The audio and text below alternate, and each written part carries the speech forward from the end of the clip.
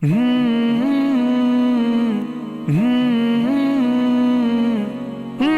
رمضان المبارک کا مہینہ مل جانا یہ اللہ کا بہت بڑا اعزاز اور انعام ہے، اس کی ہمیں قدر کرنی چاہیے۔ اور قدر کیا ہے کہ معمولی عذر اور جھوٹے بہانوں کی وجہ سے ہم روزہ نہ چھوڑیں۔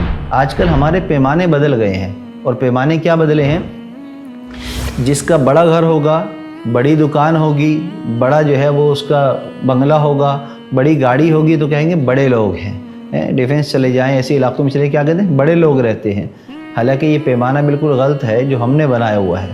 دیکھیے بڑا کون ہے؟ بڑا وہ ہے جس کا بوجھ ہلکا ہوگا، جس کا بوجھ زیادہ ہوگا وہ بڑا نہیں ہے۔ اس لیے کہ قیامت کے دن فیصلہ ہوگا کہ بڑا کون اور چھوٹا کون ہے۔ تو قیامت کے دن جو اللہ کے سامنے پیش ہوگا اور اس کا نام اعمال میں اس کا بوجھ کم ہوگا، تو گویا کہ وہی ہوگا جس کا یا تو مال کم ہوگا دنیا میں، یا مال ہوگا لیکن خرچ بہت کرتا ہوگا، تو وہ اس کا بوجھ وہاں پر کم ہو جائے گا، تو وہ بڑا ہوگا اس دن۔ جو بھی ہم کام کریں، چاہے چھوٹا ہو بڑا ہو، نماز پڑھنی ہو پڑھانی ہو، قرآن پڑھنا ہو پڑھانا ہو، مال خرچ کرنا ہو، مال وصول کرنا ہو، بڑے بڑے ادارے بنانے ہو، یا چھوٹا موٹا دین کا کام ہو رہا ہو، ہر کام میں اخلاص ہونا شرط ہے، اللہ کی رضا مقصود ہونا شرط ہے۔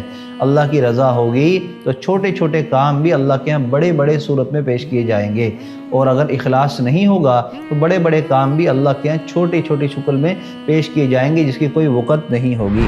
رمضان المبارک کا اتنا قیمتی مہینہ، دعاؤں کا مہینہ ہے، کوئی وقت ضائع نہ ہونے دیں، کوئی لمحہ بھی ایسا نہ گزرے جس میں ہمارے دل کے اندر اللہ کی طرف طلب نہ ہو، دعاؤں کی احتیاج نہ ہو، ہمارے اندر محتاجی ہونی چاہیے۔ تو ظاہراً ہمیں ہاتھ اٹھائے بغیر بھی ہم دعا مانگ سکتے ہیں اور اللہ کے آگے اپنی بات کو منوا سکتے ہیں۔ فرمایا کہ اسی طریقے سے اللہ تعالیٰ نے روزہ دار کے لیے تمام مخلوقات کو حکم دیا کہ وہ ان کے لیے دعا فرمائیں۔